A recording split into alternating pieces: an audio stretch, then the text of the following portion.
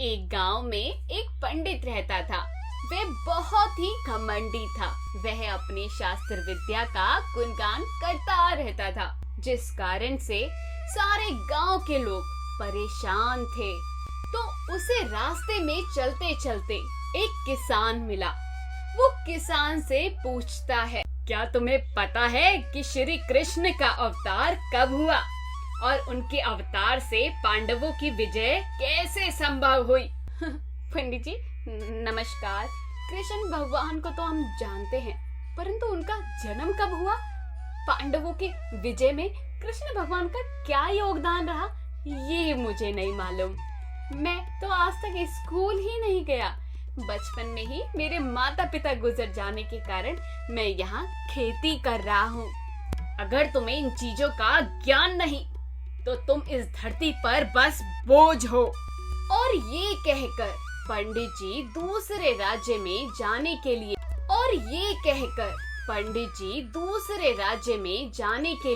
नदी की ओर आगे बढ़ते हैं। अरे नाविक सुनो जरा, तुम मुझे दूसरे राज्य की ओर छोड़ दोगे क्या? क्यों नहीं पंडित जी, ये तो मेरा कार्य है।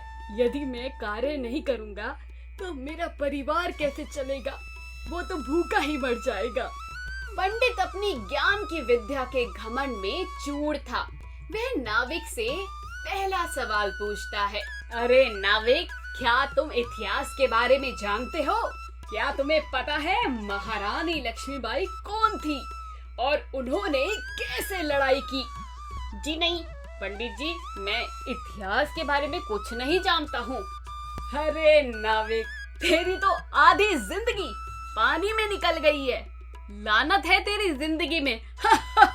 अब पंडित मन ही मन प्रसन्न हो रहा था, क्योंकि उसे लग रहा था कि दुनिया में उससे बड़ा ज्ञानी कोई नहीं है।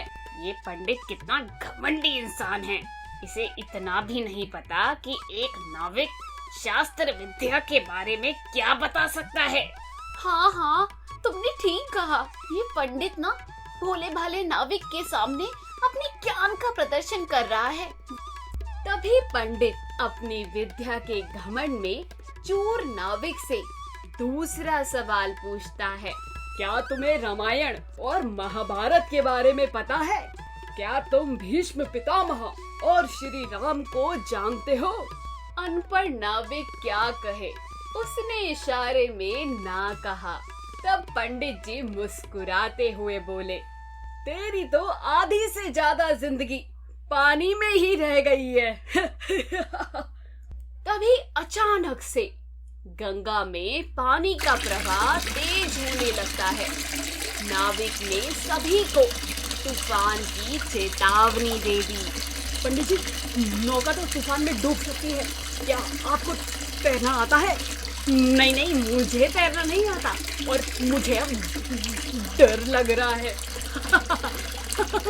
पंडित जी, मेरी तो आधी से ज्यादा जिंदगी पानी में गई है।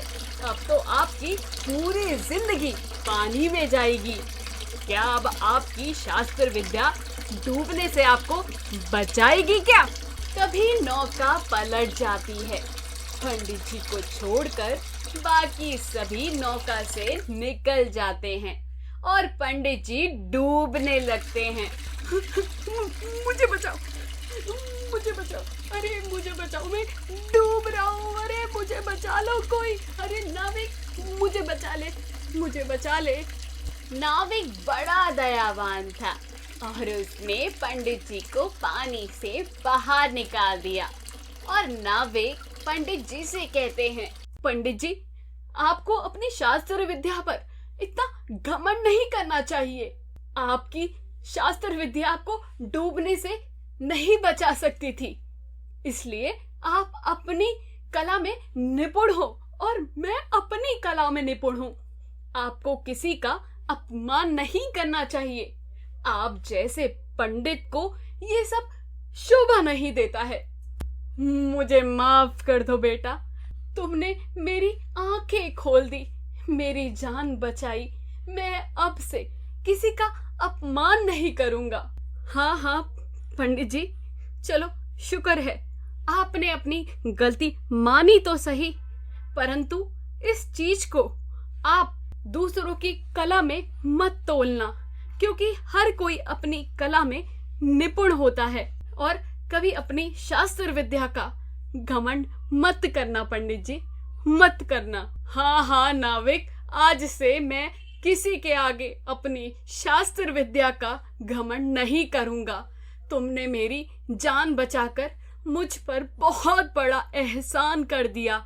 मांगो, उपहार में तुम क्या चाहते हो, मैं तुमको दूंगा। नहीं पंडित जी, ये तो मेरा फर्ज था। मैं दूसरों की सहायता हमेशा से करता आया हूँ और करता रहूंगा। इसका मुझे कभी घमंड नहीं हुआ।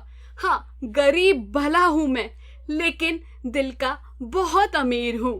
तो कहानी की सीख हमें यही सिखाती है, और हमें ये याद रखना चाहिए कि शास्त्रों का ज्ञान समस्याओं के समाधान में प्रयोग होना चाहिए, ना कि किसी के अपमान करने में। अगर आपको हमारी वीडियो पसंद आई तो हमारे चैनल को सब्सक्राइब, वीडियो को शेयर और कमेंट करना न